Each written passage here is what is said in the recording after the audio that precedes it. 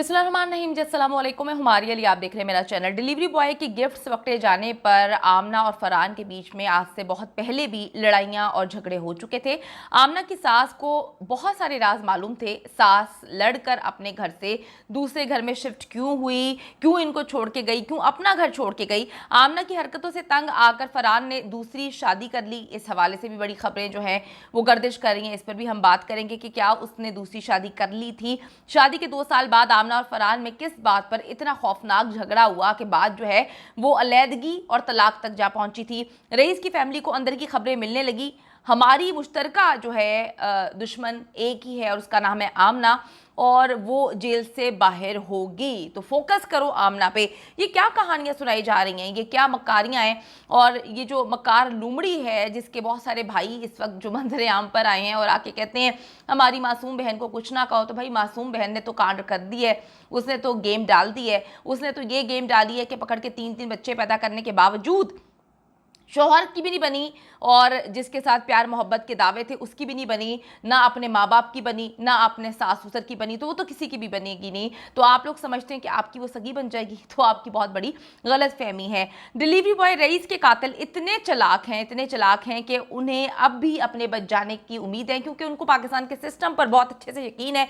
उनको पता है कि जी पुलिस, मांगा मंडी पुलिस ने जिस तरह से इस केस को खराब किया, तबाह बर्बाद किया, और मांगा मंडी पुलिस जो है जिस तरह से हमारे काबू में, उनको लगता है कि पूरा सिस्टम हम अपने काबू में कर सकते हैं। सिर्फ पैसे की बात है, पैसे की गेम है इस मुल्क में। तो उनको भी बड़ा यकीन है कि हम दोनों बाइज्जत बरी होकर बाहर निकल आएंगे। जिस सफाई से घर बुलाकर वीडियोस बनाकर तशद्दुद किया इन्होंने रईस पर, और फिर बंदा ही यानी कि जिंदा बंदा ही जला डाला। ना लाश मिलेगी, ना केस चलेगा, ना किसी को पता चलेगा। उसी सफाई से जी मीडिया और पुलिस को भी इन्होंने गुमराह किया, बल्कि गुमराह क्या किया, साथ में ला लिया और ख़ुद को बचाने की प्लानिंग शुरू कर दी। अब जो है इनकी फैमिलीज़ में जहाँ नॉर्मल हर फैमिली में अच्छे लोग भी होते हैं, आपसे प्यार करने वाले भी होते हैं, वहीं पर आपको नापसंद करने वाले लोग भी होते हैं। तो बहुत सारे ऐसे लोग हैं जो इन दोनों फैमिलीज़ को नापसंद करते थे। इन्हीं की फैमिली में यही हो रहा है। अब आमना और फरहान की फैमिलीज़ में पूरी बरादरी जो है वो बैठकर ये फैसला कर चुकी थी कि मामला हम घर में ही निपटा लेंगे। लेकिन आमना की हरकतों की वजह से सिर्फ फरहान ही नहीं बल्कि आमना की अपनी फैमिली भी अब उससे तंग आ चुकी है, क्योंकि बहुत सारे मामला ये बरादरी में बैठ के इससे पहले भी निपटा चुके हैं। लेकिन अब तो फरहान ने कत्ल कर दिया ना इसके साथ मिलके, अब तो इंसान को जिंदा जला दिया। और इनकी प्लानिंग ये थी कि किसी सूरत ना मिले। आप लोगों को अगर वीडियोस नहीं मिल रही तो आपको चैनल को सब्सक्राइब करना पड़ेगा, बेल के आइकन को क्लिक करें ताकि वीडियोस आपको बर वक्त मिलती रहे, नोटिफिकेशन मिलते रहें। अब यही लोग जो हैं डिलीवरी बॉय रईस की फैमिली तक अब मुख्तलिफ इंफॉर्मेशन पहुंचा रहे हैं जो इनकी फैमिली को पसंद नहीं करते। एक तरफ आमना का बाप अपने वकील के जरिए करोड़ों रुपए की ऑफर जो है वो कर रहा है कि सुलह कर लो, माफ कर लो, कर दो, आमना की कोई गलती नहीं है, सब कुछ तो फरहान ने की है, तो आमना को छोड़ दो, उसके 3 अदद छोटे बच्चे हैं। दूसरी तरफ इनकी फैमिली के कुछ लोग आमना की पुरानी जो गलतियां हैं वो भी बता रहे हैं, पुरानी हरकतों को भी उजागर किया जा रहा है। बहुत सारी चीज़ें बताई हैं। अब मुझे समझ नहीं आती कि अब मैं पुरानी चीज़ों को क्या डिस्कस करूं। इतना सिर्फ कहूंगी कि ये दूध की धुली तो आज भी नहीं थी, आज से पहले भी नहीं थी। बार बार इनकी लड़ाइयाँ होती थीं, बार बार मार कुटाई के बाद इनको बाहर भेजा जाता था, घर से निकाल दिया जाता था, बरादरी बैठती थी, इनकी सुलह सफाई करवाती थी। तो अब इन बातों को यहाँ पर करने का कोई फ़ायदा नहीं है। सबको पता चल गया आमना की वीडियोस देखने के बाद, इंटरव्यूज़ देखने के बाद, वो किस चीज़ के बनी हुई है, कितनी मक्कार है, उसको लूमड़ी का नाम क्यों दिया गया है। उनके मुताबिक जी आमना के ड्रामे जो हैं वो नए नहीं हैं, वो पहले भी इसी तरह के मुतादिद बार काम कर चुकी है। शादी से पहले भी काम करती थी ऐसे ही, और शादी के बाद भी। ज़रा ये मुलाहिजा करें। सीडीआर में भी सब क्लियर हो चुका है, मेरे हस्बैंड को भी सारी बात पता है, और पुलिस भी इस बात को बखूबी जानती है। मैंने मुझसे बसाए घर को वापस मुझे दे दिया, चाहे मेरे बच्चे हैं। वो दरिंदे उस दरिंदे की वजह से उसके साथ जो हुआ गया, जो उसका था, उस दरिंदे की वजह से मेरे छोटे छोटे मासूम बच्चे हैं, यानी कि जिसको तुम लोगों ने जिंदा जला दिया वो दरिंदा है। वाह क्या बात है। तुम्हारे 3 अदद छोटे बच्चे हैं जिनका तुमने ख्याल भी नहीं किया। एक कमरे में बच्चे होते थे और दूसरे कमरे में तुम अपने जो है वो बॉयफ्रेंड को बुलाया करती थी।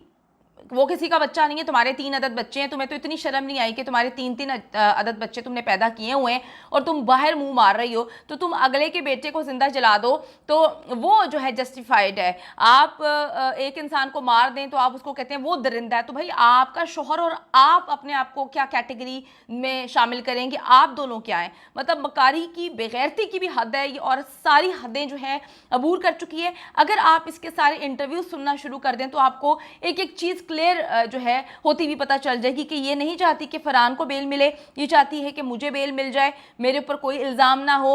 रईस जो कि मर चुका है, इन्होंने मार दिया, उसको दरिंदा, रेपिस्ट और डकैत बनाकर पेश करें। तो इनकी तो कहानी मैडम की सारी बिल्कुल सेट है ना। यानी कि ये काम शुरू कहाँ से हुआ, इससे शुरू हुआ, खत्म कहाँ पे हुआ, इससे खत्म हुआ, और इसको कुछ भी नहीं होगा। ये भी जरा सुने। और मेरे हस्बैंड कहते हैं ठीक है, उन्होंने कहा ठीक है, क्योंकि उन्होंने सारे मैसेज उसके भी पढ़ लिए थे, मेरे भी पढ़ लिए थे, उनको था, उनको पता था कि सारी बात कहाँ तक है।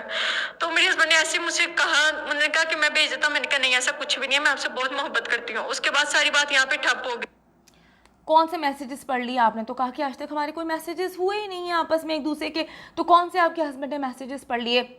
आपने तो हमेशा से कहा कि मेरी तो उससे कोई बातचीत थी नहीं, मैंने तो सिर्फ एक बार वीडियो कॉल की थी। और कहाँ पे जाने की बात कर रही हैं कि आपके हस्बैंड ने कहाँ पे कह दिया कि जी तुम वहाँ पे चले जाओ? तुम्हें बार बार क्यों जस्टिफाई करना पड़ता है ये बताने के लिए कि मैं अपने शोहर से मोहब्बत करती हूँ? एक बार आप बताते हैं कि आप अपने शोहर से मोहब्बत करते हैं, दूसरी बार आप कहते हैं कि जी मेरे शोहर गुस्से के बहुत तेज़ थे, वो जैसे ही घर आते थे हम लोग खामोश हो जाते थे और मैंने तो उनको मना किया कि अल्लाह के बनते तुम क्या कर रहे हो, तुम तो इसको जिंदा जला रहे हो। ये सारी बातें जो है कौन कर रही है? यही खातून कर रही है। अब इन चीज़ों को कैसे क्लियर करेंगे? कोई क्लियर करने वाला है यहाँ पे कि ये जो कह रही है कि मेरे हस्बैंड ने सारे मैसेजेस पढ़े, उसको समझ आ गई कि ये है तो ये नहीं है? कौन से मैसेजेस पढ़ लिए? यानी कि तुम दोनों आपस में राब्ते में थे, तुम्हारा चक्कर जब पकड़ा गया था तो तुम्हारे शौहर ने तुमसे पूछा कि क्या तुम उसके पास जाना चाहती हो, तो तुमने कहा कि नहीं।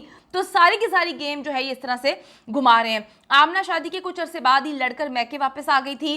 फरहान ने भी आमना को तलाक देने का उस वक्त फैसला कर लिया था। ये ऑथेंटिक इनके जो रिश्तेदार हैं, एक नहीं 3 से कंफर्म किया है, उन्होंने ये बात बताई है। उस वक्त फरहान की दूसरी शादी की बातें भी शुरू हो गई थी कि जी इससे तलाक हो जाती है तो फिर दूसरी शादी कर देते हैं। आमना ये बात कभी दिल से निकाल ही नहीं पाई। वो हमेशा ये बात बोलती है कि जी मेरी किसी से कम्युनिकेशन नहीं थी, ना मैं अपनी माँ से बात करती थी, ना घर वालों से, ना मैं अपने शौहर के साथ घुल मिल पाई, ना मैं अपने जेठानी, देवरानी, सास ससुर किसी से भी वो जो है घुल मिल नहीं पाई।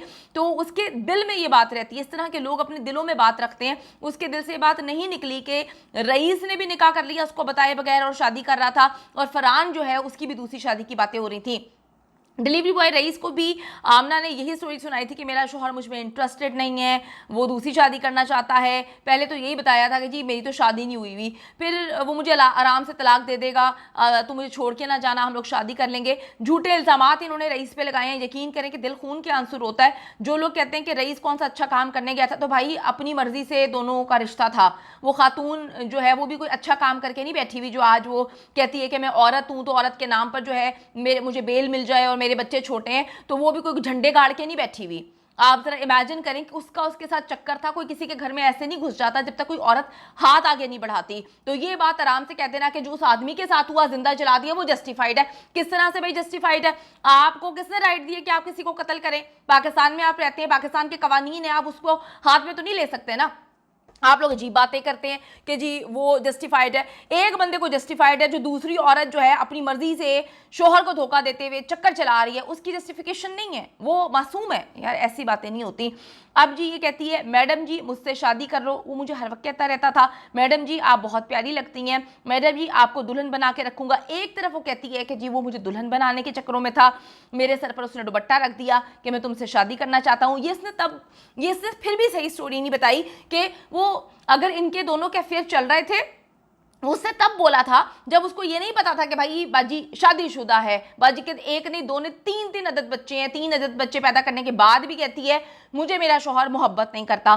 तो एक तरफ कहती है जी उसने दुपट्टा रख दिया था मेरे सर पे, शादी करना चाहता था। दूसरी तरफ कहती है कि अपने दोस्तों को बुला के मुझसे मेरा रेप करवाना चाहता था, मेरी बेटी का रेप करवाना चाहता था। कितनी अजीब बात है। बकौल तुम्हारे के रेप होने लगा था तुम्हारी बेटी और तुम्हारा, और तुम अपने शोहर को इस बारे में बताती नहीं हो। तुम्हारे घर से वो जेवरात चोरी करके ले जाता है, पैसे लेके चला जाता है, और तुम दोनों भी अभी भी पुलिस को नहीं बताते। आमना की इन्हीं ड्रामेबाजियों की वजह से जी इसकी अपनी फैमिली जो है इससे तंग है, हाथ उठा लिया इन्होंने। सास भी इसके साथ रहना पसंद नहीं करती थी, ससुर को भी इस पर शक था, ससुर भी इसकी जो है जासूसियां करता था। इस वक्त आमना को बचाने के लिए सिर्फ और सिर्फ उसका बाप खड़ा हुआ है और आमना को जो है वो पैसा लगा रहा है उस पर कि क्लीन चिट मिल जाए। देखना यह है कि फरहान सच बताता है और आमना के असल करतूत दुनिया के सामने, पुलिस के सामने, मीडिया के सामने और अदालत के सामने रखता है, या फिर आमना यहां से बचकर निकल जाएगी औरत कार्ड खेलते हुए।